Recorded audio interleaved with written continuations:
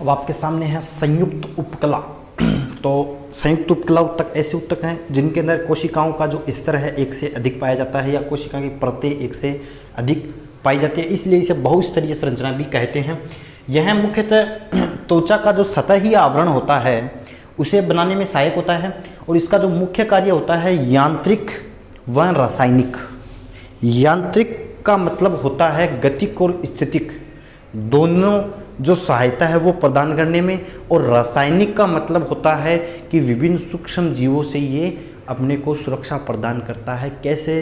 तो देखो समझिए, अपनी जो त्वचा होती है, जैसे अपन हाथ की बात करें, हाथ की त्वचा के ऊपर बाहर की ओर, सबसे बाहर की ओर केराटिन नाम की एक प्रोटीन की परत पाई जाती है, वो परत जुड़ी होती है इसी से। ठीक है, ये जो त्वचा है अपनी, यह संयुक्त उपकला का ही एक प्रकार का उदाहरण है। तो ये क्या करती है, यांत्रिक और अभियांत्रिक। देखो त्वचा अपने शरीर का सबसे बड़ा अंग होता है, ठीक है, तो ये क्या करती है, यांत्रिक और रासायनिक दोनों घातों से सुरक्षा प्रदान करती है। और कोशिकाओं की प्रसारण क्षमता के आधार पर यह दो प्रकार के होते हैं। ठीक है, पहला होता है संक्रमणकारी उपकला या संयुक्त संक्रमणकारी उपकला ऊतक।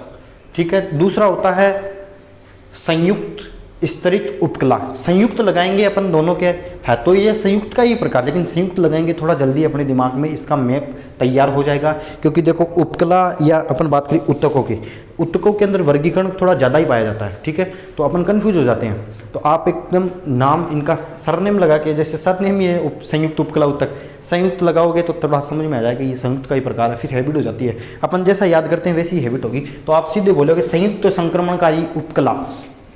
देखो ये जो संयुक्त उपकला है इनको भी दो भागों में क्यों बांटा, क्योंकि इनकी जो प्रसारण क्षमता थी वो अलग अलग होती है। मतलब वो संयुक्त उपकला ऊतक जिनके अंदर प्रसारण क्षमता पाई जाती है उसे अपन बोलते हैं संक्रमणकारी उपकला ऊतक।